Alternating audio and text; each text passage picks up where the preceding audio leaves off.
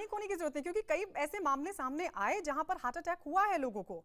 तो ऐसे में ये बहुत अच्छी बात आपने डॉक्टर प्रवीण चंद्रा बताई है लोगों को, जो लोग कहीं ना कहीं चिंतित थे, कम से कम उनको थोड़ी राहत मिली होगी जो बातें आपने बताई है। रवि भाटिया, मैं आपके पास आऊंगी, लेकिन एक बार फिर से उसी सवाल के साथ कि जिस तरीके से अब ये कहा जा रहा है कि तमाम पैनलिस्ट कह रहे हैं कि अगर ज्यादा पेरेंट्स वैक्सीनेट हो जाते हैं तो बच्चों पर जो थर्ड वेव का खतरा है वो कुछ हद तक कम हो सकता है। ऐसे में आपको क्या लगता है, क्या कितनी तादाद हमको किस तरीके से बढ़ानी होगी कि ज्यादा लोग वैक्सीनेट हो? क्योंकि लगातार हम ऐसे भी मामले देख रहे हैं जहां पर लोग वैक्सीनेट नहीं होना चाहते। हेलो रवि भाटिया, हेलो रवि भाटिया, आवाज आ रही है आपको? चलिए, रवि भाटिया तक आवाज नहीं पहुंच पा रही है। रविंद्र मेहता, कितनी तेजी के साथ वैक्सीनेट करना होगा? समय तो खैर जैसे पहले ये बात डिस्कशन हुआ है कि हमारे पास स्टॉक्स ही नहीं थे। हमने डिसाइड किया हमने कि हम ये हमारे 18 to 45 को देने वाले हैं, पर हमारे पास स्टॉक्स ही नहीं थे। इतनी सारी अभी खबरें आ रही है कि हमारा प्लानिंग कम था। हमने 2 इंस्टीट्यूट्स पर अपने सारा फेथ रखा है, और लोगों को आने नहीं दिया अंदर टाइम पे। तो अभी तो खैर ये सब आई थिंक थोड़ा वक्त लगने वाला है, पर बढ़ना शुरू हो गया है कि कम से कम 2 वैक्सीन है, तीसरा स्पुतनिक आ गया, फाइजर की बात चल रही है, और उसके पीछे पीछे जाइडस भी अप्रूवल के लिए अप्लाई कर रहा है। तो ये तो वक्त लगने वाला है, और ये किस वक्त पे क्या स्टेज है कि कितना पॉपुलेशन ये वैक्सीनेट होगा और हर्ड इम्यूनिटी मिलेगी, किसी को नहीं पता इस समय। हम तो एक ही चीज कर सकते हैं, बढ़ाओ ताकि कोविड के टारगेट्स बचा सको। इतने कम लोग रह जाएंगे जो वैक्सीनेटेड नहीं है, तो उतने कम लोगों को कोविड होगा। अगर वायरस ऑटोमेटिकली टारगेट्स नहीं मिलते तो इधर से उधर जंप करना कम कर देगा। जहां तक ये एंटी वैक्सीनेशन लोग हैं या एंटी वैक्सीन जिसको कहते हैं, आई थिंक सबको सिंपल, अगर जिनके पास घर हैं उनको कहना चाहिए, घर वाले हैं, कि अपने बच्चे को बचाना है तो वैक्सीनेट हो जाओ, अपने बुजुर्ग को बचाना है तो वैक्सीनेट हो जाओ।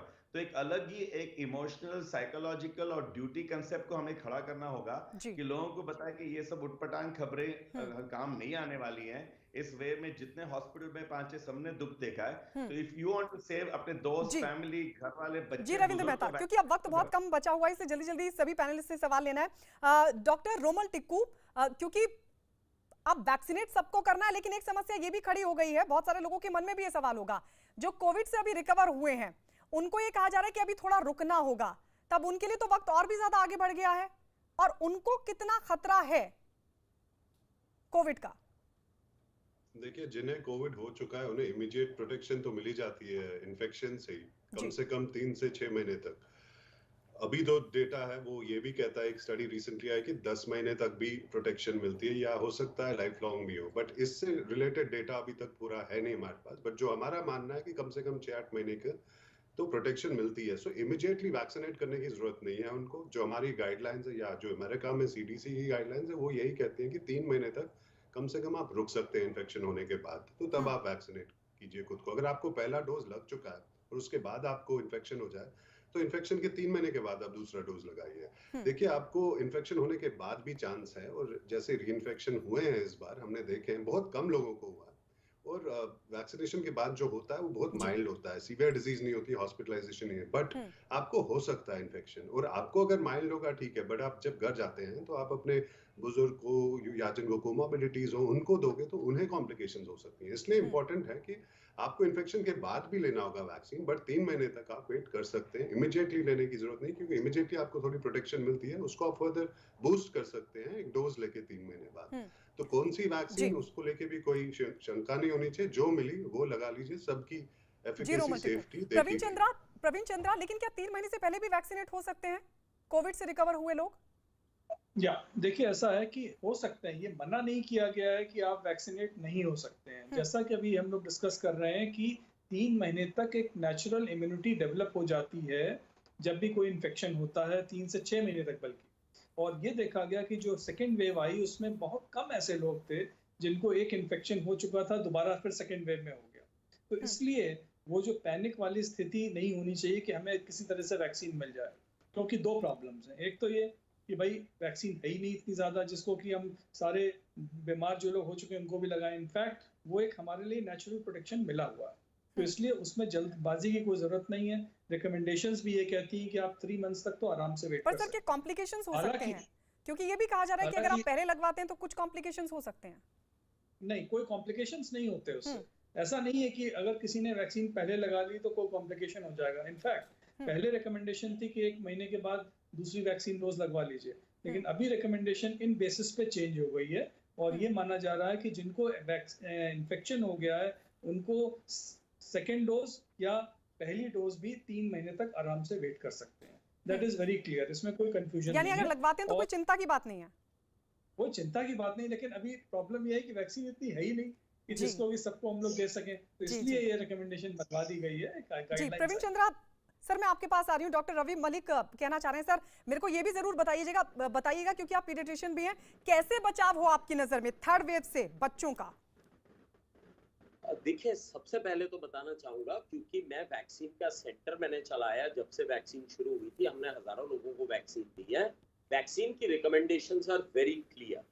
वैक्सीन की रिकमेंडेशन ये है, जब आप बीमारी से रिकवर कर जाते हैं उसके 3 महीने तक आपको वैक्सीन नहीं लगेगी। आपको 3 महीने के बाद ही वैक्सीन लगानी है। वो आपके इम्यून सिस्टम के साथ में छेड़छाड़ कर सकते हैं। You can not get the vaccine done before 12 weeks of your recovery.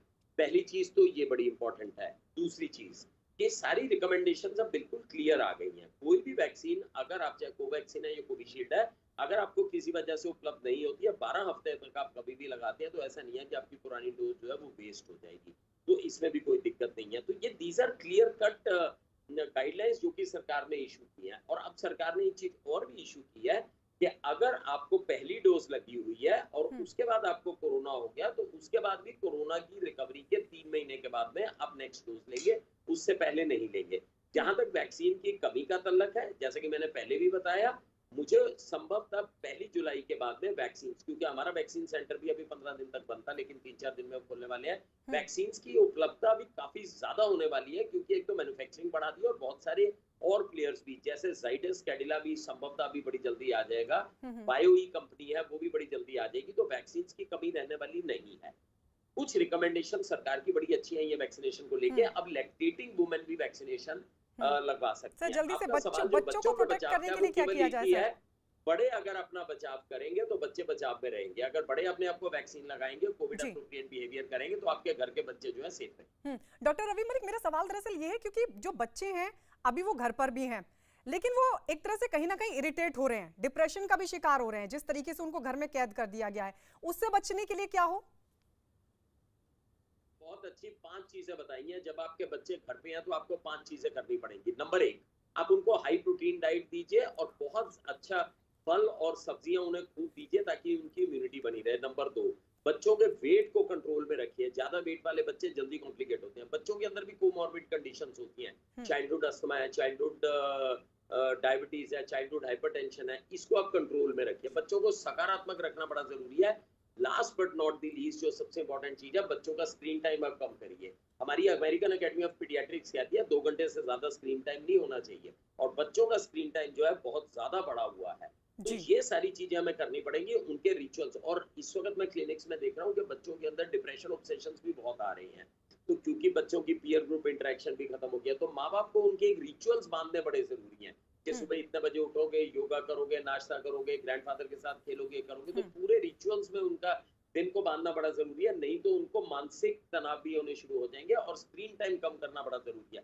मैं दोबारा बताऊंगा, उससे आंखों में और दिमाग के ऊपर विकार आ सकता है। आपको बच्चे का स्क्रीन टाइम, चाहे मोबाइल हो चाहे computer, it should be less than 2 hours. तो ये सारी चीजें अगर हम करते हैं, बच्चों की इम्यूनिटी भी रहेगी, बच्चे प्रोटेक्टेड भी रहेंगे और सकारात्मक भी रहेंगे। रवि भाटिया, डॉक्टर रवि भाटिया, हमने देखा कि दूसरी वेव के बाद फंगस जैसी महामारी भी सामने आई। क्या थर्ड वेव में भी इस तरह की आशंका हो सकती है?